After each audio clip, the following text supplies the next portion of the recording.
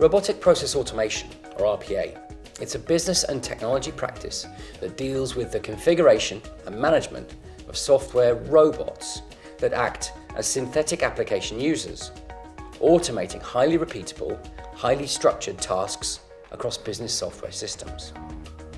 So let's look at an example. Let's say you have a list of customer records on a spreadsheet that need to be updated in 2 or 3 separate legacy systems. That kind of thing is a perfect fit for RPA. You could say that these robots make you faster, smarter, and stronger.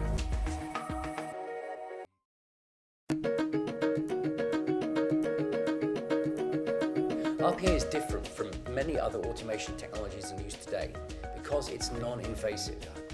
It enables organizations to drive information into and out of systems without specialized integration technology or tactics. It's also different because it's principally pitched at business people rather than technology departments. And the concept, which is often explained as the creation of a kind of digital workforce, is easy for non-technical people to understand.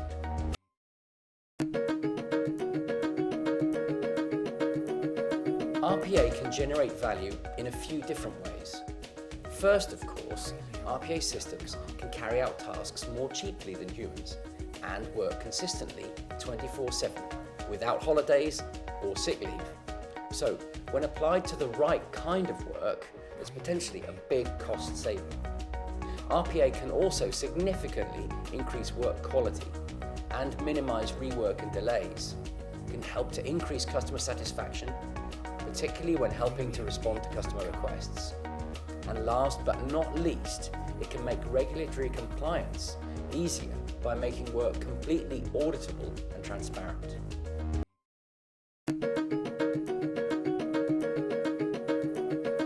Although its use was initially concentrated in business process outsourcing firms and in financial services, there's nothing that really holds RPA back from being used anywhere. We've seen firms from industries as diverse as retail, utilities, banking, and even advertising using RPA.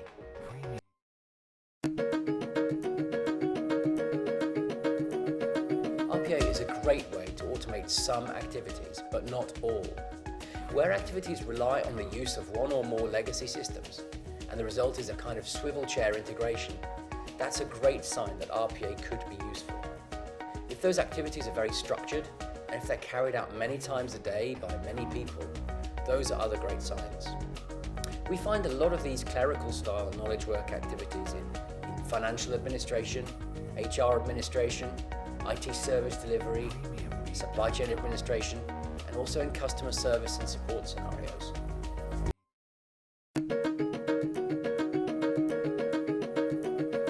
There are 2 main ways that RPA technologies can be employed to automate tasks and activities.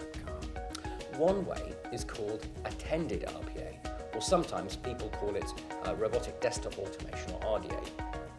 Here, helper robots, you can think of them, are installed in users' desktop environments, and they work alongside human users and automate certain often repeated tasks, maybe copying information between systems or searching for records across systems, things like that.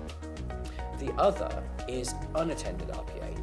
Here, robots work autonomously behind the scenes, taking work from queues and carrying out activities without human involvement.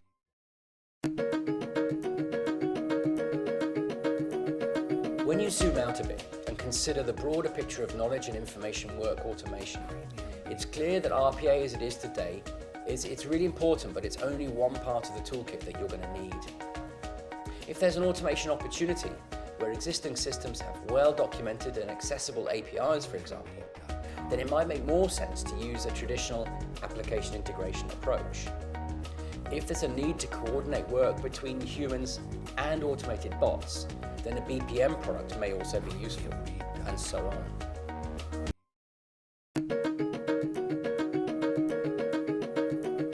If you're looking purely for an RPA platform, then there are a few evaluation criteria you might want to consider, depending on your situation. If you have a variety of use cases under consideration, you should look at RPA platforms that can work in both unattended mode and attended mode, and ideally that can combine the two. Of course, you should consider platforms that have tools that are easy and quick to use. And if the environments you'll work in are subject to change, then you should particularly look for a platform that can adapt its behavior in response to user interface changes. Lastly, if you think you're going to use RPA extensively, then you'll want to look for a platform that makes it easy to implement governance and reuse frameworks.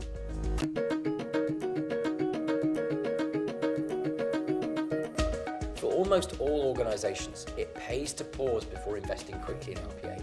And first, think of how RPA could and should fit into a wider automation toolkit to be leveraged in supporting a well-thought-out automation architecture.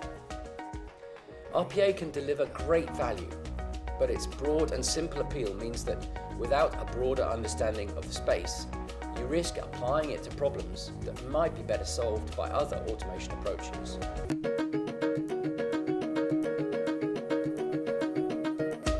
In most cases, RPA platforms are purchased by operations management rather than by IT. However, wherever RPA implementation grows beyond the first proof of concept, IT needs to get involved to help make sure that RPA implementations are sustainable.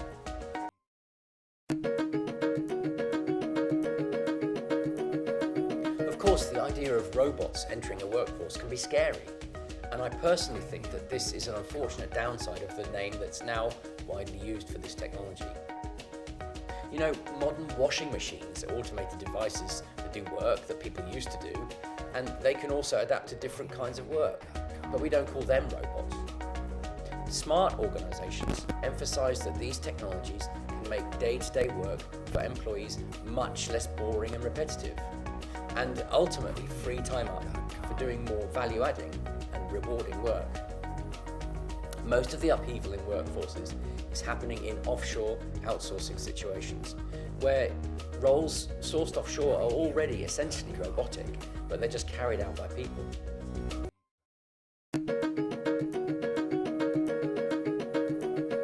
Now, I'm not going to predict that X% of organizations will use RPA within 5 years, because those kind of predictions are worthless.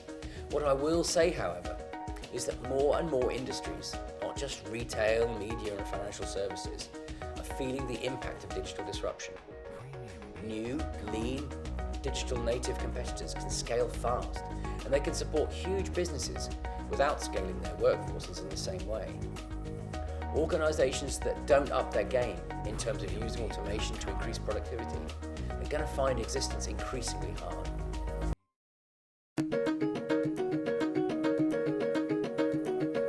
I was surprised to learn about a year ago that many RPA adopters actually use the technology in an IT context to help with tricky application and data migration projects.